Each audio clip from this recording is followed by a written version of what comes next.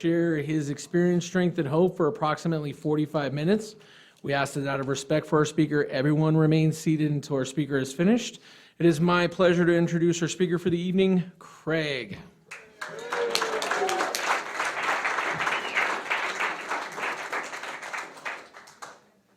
My name's Craig. I'm an alcoholic. God, bear with me. I thought there was a lot of birthdays tonight. Sobriety date 2/28/87. I have a sponsor. He's not here tonight. I have some sponsees that are here tonight. I have a home group. It's Sunday afternoon group 12-step meeting at 4 o'clock in the afternoon in Tempe. If you're ever in the neighborhood, we'd love to have you. And I do want to take a couple of minutes and recognize these people that came up, because they came a long ways, and it means a great deal to me. I mean, I'm 35 years sober.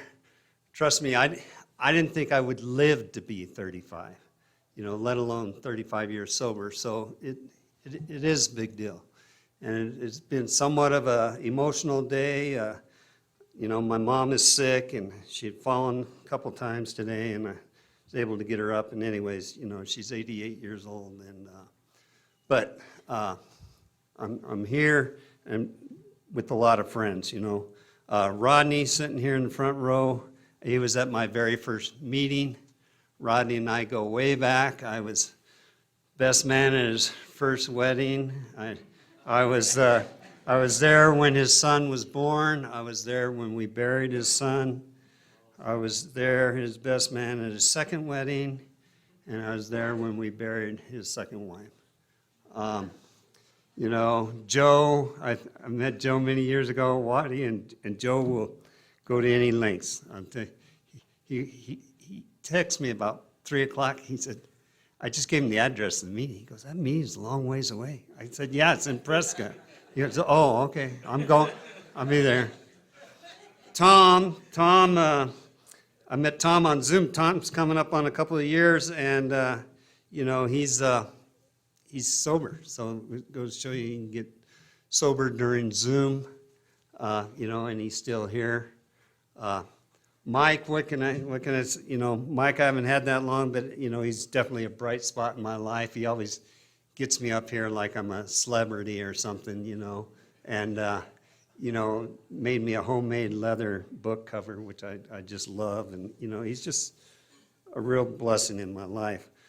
Joseph, I met Joseph behind the bars many years ago. He called me when he got out. I didn't remember which Joseph it was, but I said, meet me at the meeting. When he walked in, I knew immediately who it was. We got together. We started working the steps. Joseph is he's a poster card for, AA. He really is. He's out. He's doing the deal. He's plugged in. He's, there's nothing he won't do for Alcoholics Anonymous. Gary was my second sponsor. I've had 5 sponsors. 3 of them are dead. I didn't kill them. And Gary was my second sponsor, probably one of the ones that I thought maybe not kill him, but if your sponsor don't piss you off, he ain't doing his job. That's just the truth. I think I was your best man 23 or 24 years ago, something like that. Gary sponsored me for 18 years. He's still a sponsor, We hike a lot together. We do a ton together. Darren came up. Darren's a tree guy. He's just, he's always willing to help, no matter what. He's always got a truck. He's got trailers. He's got chainsaws. He's always there. And Garrett is just a bright spot in my life. He'll helps my mom, goes up there and shovels the walk. And I'm not going to hit everybody, but these guys really, this last couple of years in COVID, when COVID sort of shut down, I'm a people person. I get juice, I get filled up coming here and shaking hands and being face to face. And when COVID came and we shut down, I'd just gone through a divorce. I'm working from home, so I'm home alone. And anyways, it just got quieter. okay? And I mean, I've always been connected to Alcoholics Anonymous. I answer the phones. I have a home group. I would go to a meeting, but doing a lot of Zoom. So in these couple of years, my home group sort of split, and I joined a new home group, and I just had to find ways to get plugged in. And Mike came along and really lifted me. Garrett came into my life, Joseph. Gary and I hike a lot. Last year, I hiked over 500 miles on Camelback Mountain, and the only reason I know that is because I got an app, and at the end of the year, it tells you. But I tell you, Camelback's not an easy hike. But anyways, so I got a lot of gratitude in my life. When I came here, I was going to college. I didn't have one phone number in my phone that I could call anybody for help with school, work, or anything. I have at least 350, 400 numbers in here that I could call day or night, and I'll guarantee I would get a hold of somebody. So how many of you are in your first 5 years? How many people? Wow, okay, great, that's awesome. I'm going to say this, it's my experience. So when we're infants, from 0 to 5 years, we get 80 to 90% of what we need, really. By 5, I knew right from wrong. I knew how to talk. I knew a lot of things. Alcoholics Anonymous, your first 5 years is where you're going to get your foundation for Alcoholics Anonymous. And this is a foundation for life. This isn't just like, okay, this is a program, or this is something I do once a week or twice a week or 3 times a week. It's really sad. I go to a lot of meetings, and there's a lot of members, good meaning AA members, but people that go to AA meetings and think they're doing AA. And alcoholics, I mean, yes, this is the fellowship, and I think in the beginning, the fellowship is more important than the program. I'll say that, and I'm not up here to say that my way is the only way or anything like that, but the fellowship is what brings me in, I feel a part of. I need to feel a part of something. I need to be here. I need to have friends. I need to have phone numbers. I mean, in 90 days, I had a little black book. We didn't have cell phones back then. We had little black books. And every year I had to get a new one because it filled up. But I scratched off. A lot of those names were gone. A lot of them were dead, But anyways, I had a softball team within 90 days. And I don't know if we were called the beginners or the newcomers. And we had a perfect record. We hadn't won a game all season. And somebody forfeited a game, so we won and ruined our perfect record. But I'll tell you a little bit about that team was because I went to the store to buy a bat, okay? And this bat had 2 price tags on it, okay? And so I took off the higher price tag and I bought the bat, right? I struck out in softball, okay? Nobody strikes out in softball. And then the last game of the season, somebody stole my bat, and I was pissed. And my sponsor said, Craig, isn't it great? Somebody finally took that bat away and took that away from you, And that's all I thought about when I picked it up was, I was dishonest. So,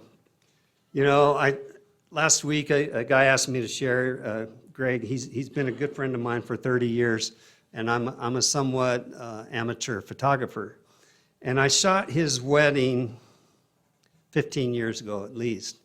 And another friend had just graduated ASU and, in photography, and he had a $10,000 camera. Anyway, so this guy knew more than I did. At least that's what I thought. And so I told him, I said, okay, you take the bride and I'll take the rest, because shooting weddings, you make the bride look good, that's all that matters. That's all that matters.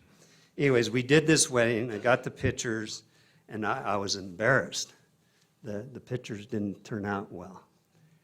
And it wasn't until last Wednesday that I made the amends to Greg. I apologized for the bad pictures, and he didn't let me off the hook. He goes, yeah, they weren't that good. He said there were some good ones though, but then I let it go at that, okay?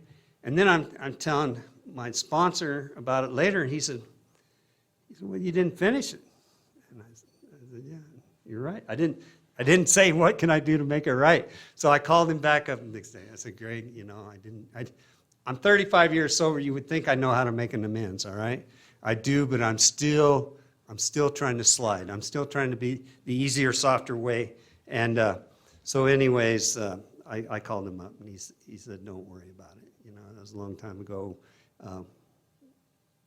He was happy with it. He was happy I said it, though. But what that did was, since then, it's sort of distanced me from him, because when I see him, I would sort of be aloof because I was ashamed. Something that, and it's not a minor deal, but I mean, something that can be corrected in a short period of time. So some of the things, and I will get to my drinking, because trust me, I did drink a lot, but I wanted to share some of the problems that I've had in sobriety, because there have been many, and it's not like you get a certain number of years and you have this licked. There's not a period of time to where I got it made. So at 7 years sober, I've now bought in a house, but I'm in the fetal position on my living room floor, and I'm crying, and it's like I don't know what's wrong. And I can't come to you and I can't tell you that AA doesn't work, because it's the only thing that's ever worked in my life. But I don't know why I feel the way I feel. And so I remember actually, Gary, you were my sponsor at this time. I remember going to Gary and I said, well, I think I need to do another fourth and fifth step, because that always makes me feel better. And he said, well, Craig, we can talk about Craig some more. Craig can get some temporary relief, but the truth is you need to get some God in your life. And I said, what do you mean, God? I said, I pray to God every morning. I go to meetings morning, noon, and night. I sponsor guys. I am sponsored. I go to the prisons. I said, I'm preaching God. Hell, I may be God. And that's. I was doing a lot of this. I was doing a lot of talking. Father Fowle said that don't confuse activity with action. Okay, don't confuse it, because I'm very busy. If I sat up here and told you what I did in my first year of sobriety, I can't even believe it. But trust me, I did all of it. So that was that 7 years. About between 10 and 12 years, I was diagnosed with colitis, and it became ulcerative colitis. And I lost 24 pounds when I didn't have 24 pounds to lose. I mean, I could today easily, but, back then I was thin, believe it or not. And I was dying. I was in the hospital for a second time. And again, it was Gary. Now, Gary said he didn't say these words, and he may not have said them this way, but this is what I heard. He said, who you working with, Craig? And I thought, what do you mean, who am I? I'm dying, for God's sake. What do you mean, who am I? But this is what entered my head was, I'm going to get out of here, and I'm going to work with some guys. I'm going to show him, But, and I'll tell you, that was the answer. The answer was in that, but it was also in meditation, because he said, well, you might try meditation. And really for a long, long time, meditation is the do nothing step, okay? It's sort of like, it's do nothing, but then do nothing longer, okay? And I'm thinking, what the hell, I mean, I know how to do things, okay? And I need to be doing something. I'd be very, very active. So, but anyways, I started this meditation, and I listened to the doctors rather than trying to be my own doctor. And it went away. And I can tell you that my colitis has been in remission ever since. I made the mistake once of telling the doctor that I'd been cured, and he said, well, obviously you don't understand. And anyways, I got a dissertation on that, but I don't say that anymore. I know I have been cured, it's been removed, but I don't have to go tell it to the medical profession. So another thing, when I got here, I just wasn't enough. I was full of shame, guilt, remorse. I just was never enough. And so my dad would always talk about my other brothers and sisters and talk about how he loved them. And he did that with all of us, but not to us. Like he'd tell my brothers, oh, Craig's a great kid, I love him. And vice versa. So he would talk about my older brother to me, but I didn't hear him talk about me. So I thought I had a resentment against my older brother, okay? And he was good at sports, so I was going to get good at sports. And I can tell you, I started playing racquetball at probably 18 months sober, and I started in the park on the 3-wall cement courts. And when I got there, I couldn't beat anybody. And before I left, I could beat everybody that came to that park. That was probably, I don't know, a year or two maybe. Then I moved to another park, and I got to the four-wall cement courts, and I couldn't beat anybody there. And I stayed there until I could beat everybody in the park. And then I went to the gym, and then I got in the gym, I couldn't beat anybody, and I stayed in the gym till I could beat everybody on the glass wall courts in the gym. And so now I'm ready to play my brother, okay? And play my brother, we got this family reunion, we're in Tahoe, we're up this real fancy club, and we're playing, and I'm beating him, and I mean, I got this down, I can play racquetball, okay?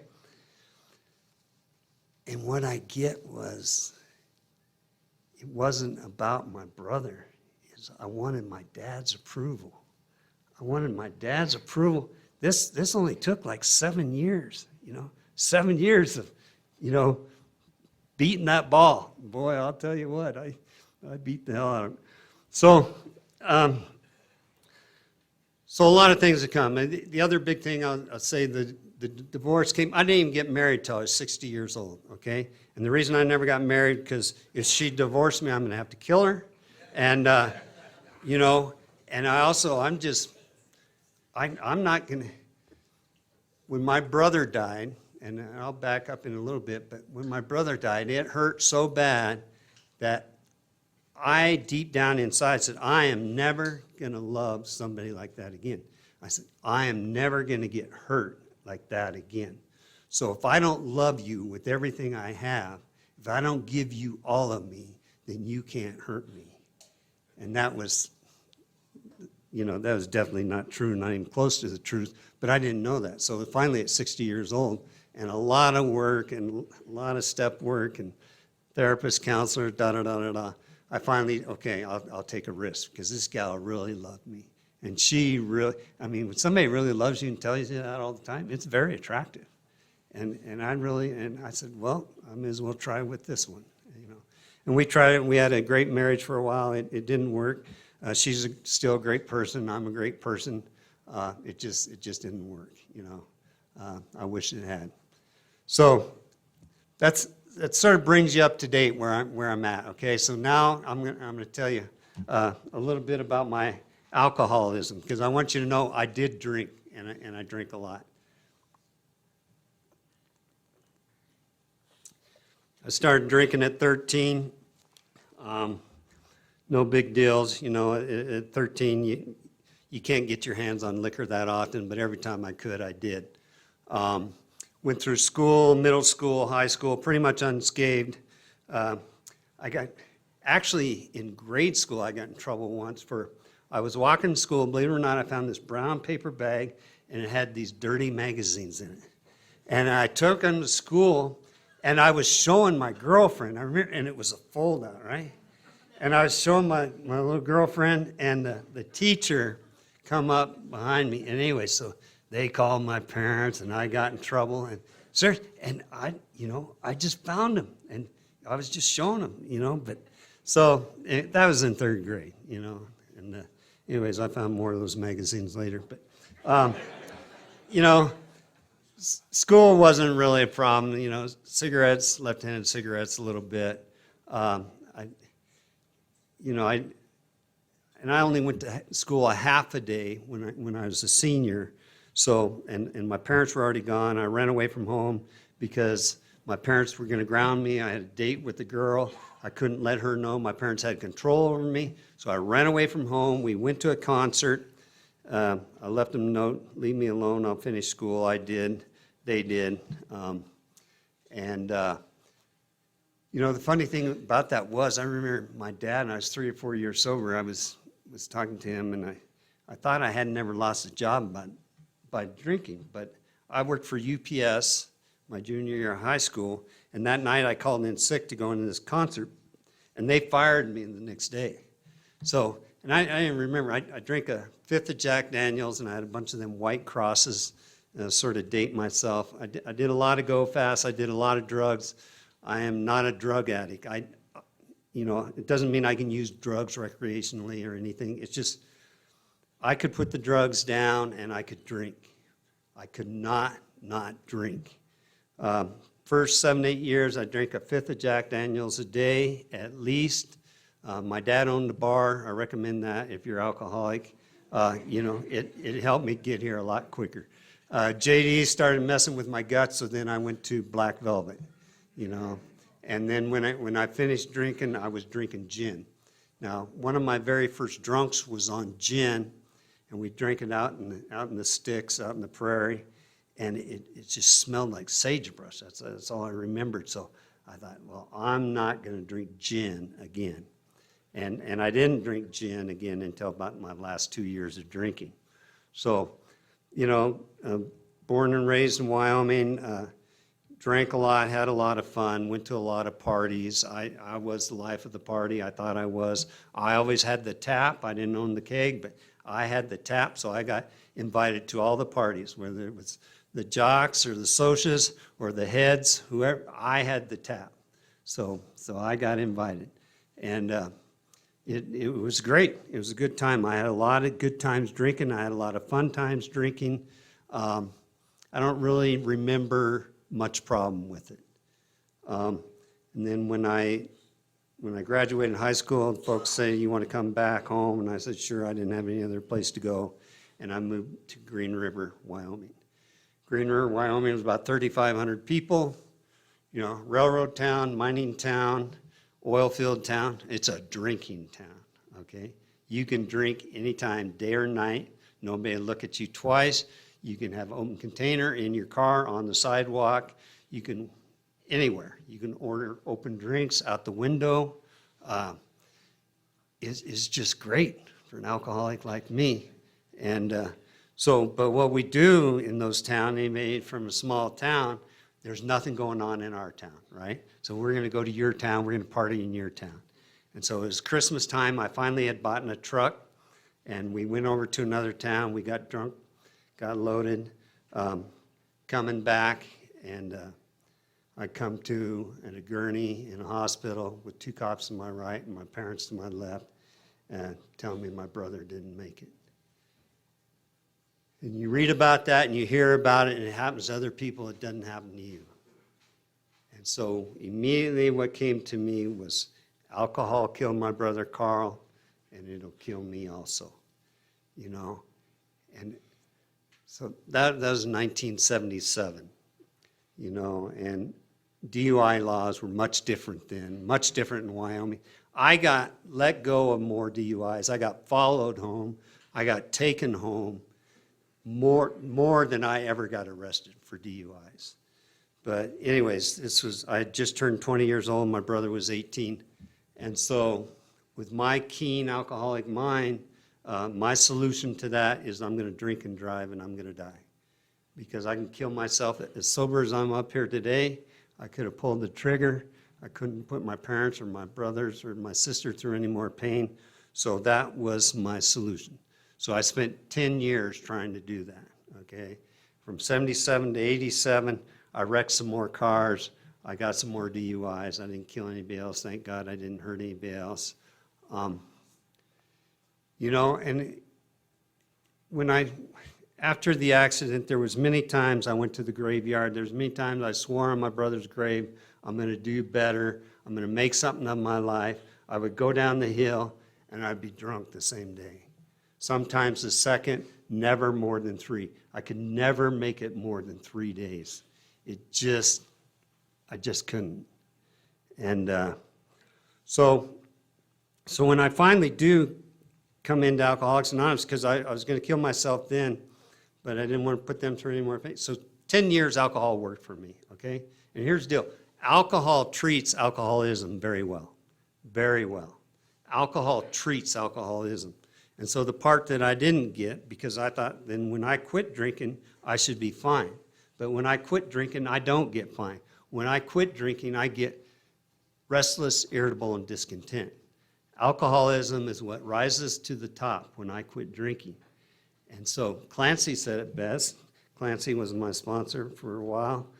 Mike and I had the same sponsor, but Clancy said the purpose of Alcoholics Anonymous is to do very slowly what alcohol and drugs did very quickly. It's given me a sense of ease and comfort. When I tip up a bottle of bourbon and have 3 or 4 swigs, I can breathe. I can breathe. You know, so that's the part I didn't get, and I almost missed it. And so I come here. I'm just checking AA out the list because I am going to kill myself, but I want to say I tried everything. I want to say I tried everything there is to try before I do it. And so therefore, when I come here, I'm going to do everything it is you tell me to do.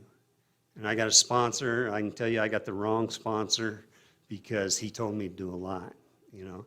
And he told me he was going to tell me what to do. And he didn't gently nudge me, or he didn't suggest anything. I got exactly what I needed. They used to say, get a sponsor that's louder than your head, okay? My head was very loud. My head speaks very loud, and it speaks a lot. And I needed a lot to drown that out. So I listened for just a little while in the rooms, and Gordy was there, and so I asked him to sponsor me, and he took me out and he talked to me, and he laid the ground rules, you know. And the ground rules were get a home group, get a position in the home group, read 2 pages out of the big book, call me every day, you know, sit in the first 2 rows, and don't talk to the women, don't get up and get coffee, don't get up and go to the bathroom, just on and on and on. And he said, and you're going to ask for help. And I said, no. I said, I don't believe in this God stuff. He said, I didn't ask you to. He said, you're going to do lip service. You're going to ask for help in the morning, and you're going to, if you don't drink, you're going to thank him at night. And I went home that night and prayed to a God I didn't believe in. I said, God, whoever you are, whatever you are, if you're out there, please help me not to drink. And something happened in that room. And I felt comfortable, and I felt warm, and I knew deep down that if I didn't take a drink, everything would be all right. That didn't come from my mind because I didn't want it to be the answer. Alcohol was the only answer that I ever had, and I didn't want to give it up. And so that's how I knew it came from God. The other thing is I didn't believe in God because the God I grew up with in my old belief was God already had my whole life planned out. He made me an alcoholic. He made me kill my brother, and I'm going to ask him for help? I don't think so, you know.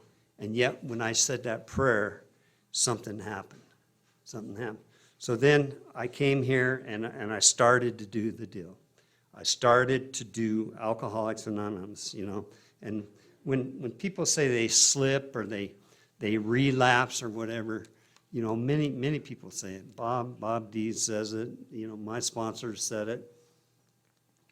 He said, relapse from what? You know, did you have a home group that day? Were you praying? Were you working with somebody? Were you working the steps? Were you getting out of yourself? Were you, you know, sacrificing of yourself?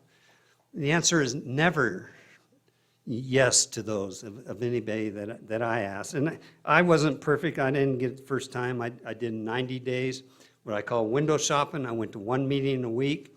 I came to it. I did make coffee there, but I just sort of listened.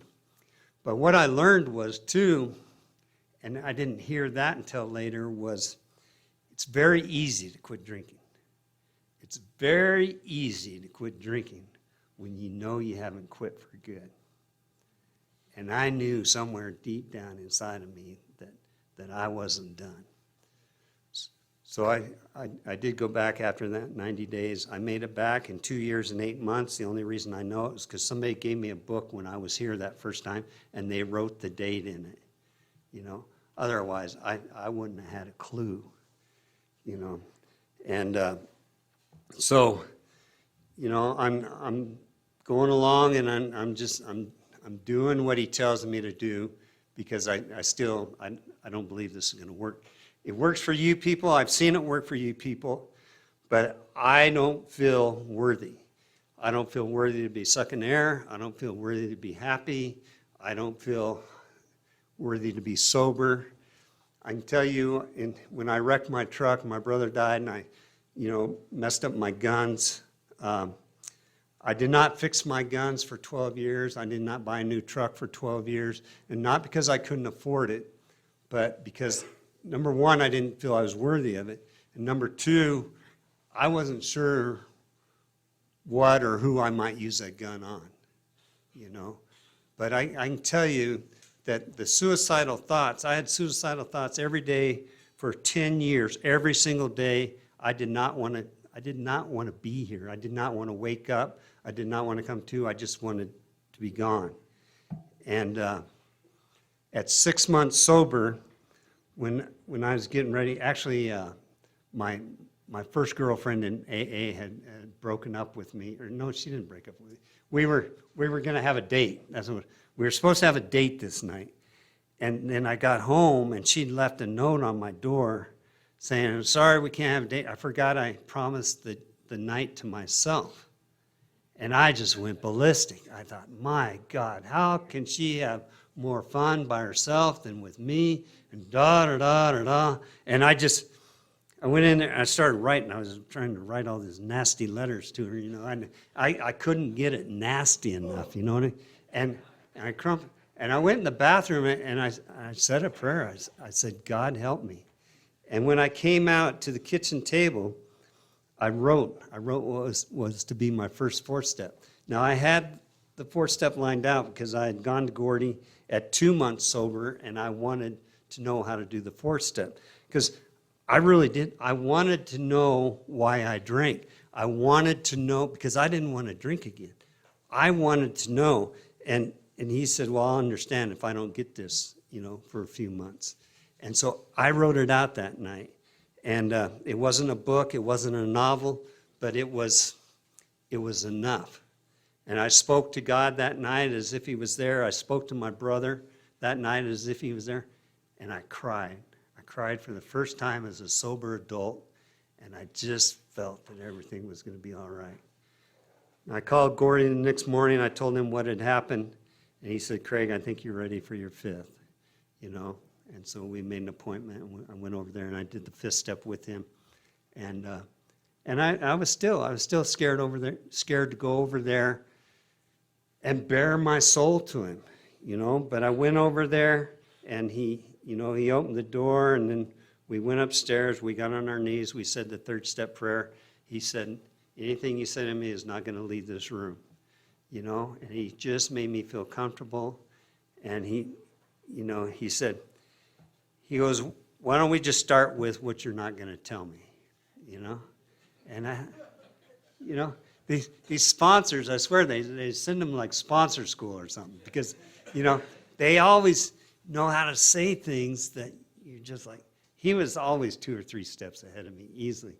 So, like I said, my deepest, darkest secret was, drinking and driving. My brother had died, and I shared that with Gordy. And Gordy shared with me, he had an accident when he was a teenager, and it killed 2 young men. And he knew exactly how I felt. He knew exactly where I was. He had been to the graveyards. He had been there on their birthdays. He had been there at Christmas time. The tears, the crying, it was freeing. It was freeing, you know, and you know, and I went through the rest of the fifth step with him, and the only thing changing were the names of the people in the first column. All the second column, third column, fourth, all that stuff was.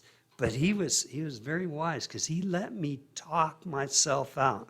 He let me finish every single one.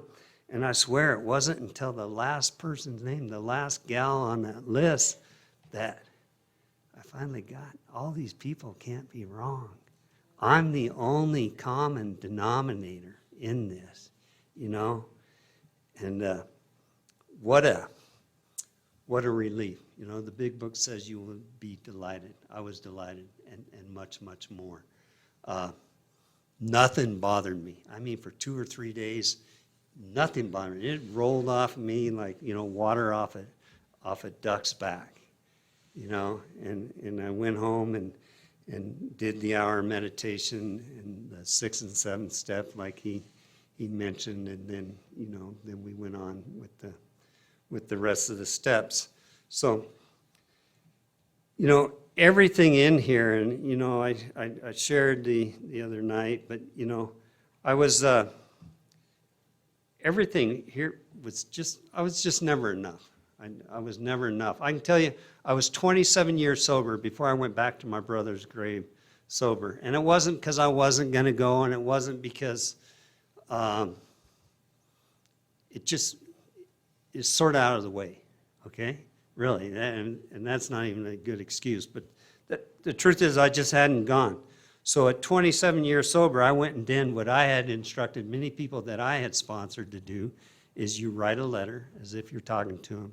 You go to the gravesite, you read it, you talk to them, and then you burn it.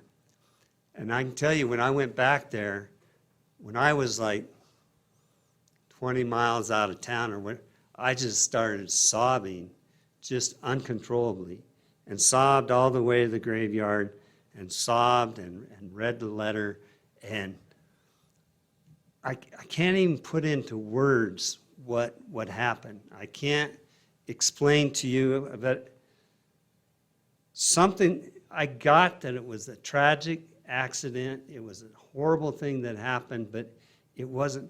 I mean, these guys that know me, I was 12 years sober at least before I could even talk about this without crying. And I mean crying quite a bit. And it wasn't until 8 years ago or whatever that I didn't lose it, you know, whatever. So it was just, it's a healing I can't put into words, but it's a healing that occurred that has changed my life. That has changed my life. You know, I've become, you don't get to where I'm at from where I was doing what I was doing. It just doesn't happen. And I didn't do any of this, you know. I didn't do any of this. I didn't pick my sobriety date. I didn't, you know, plan on being here this long.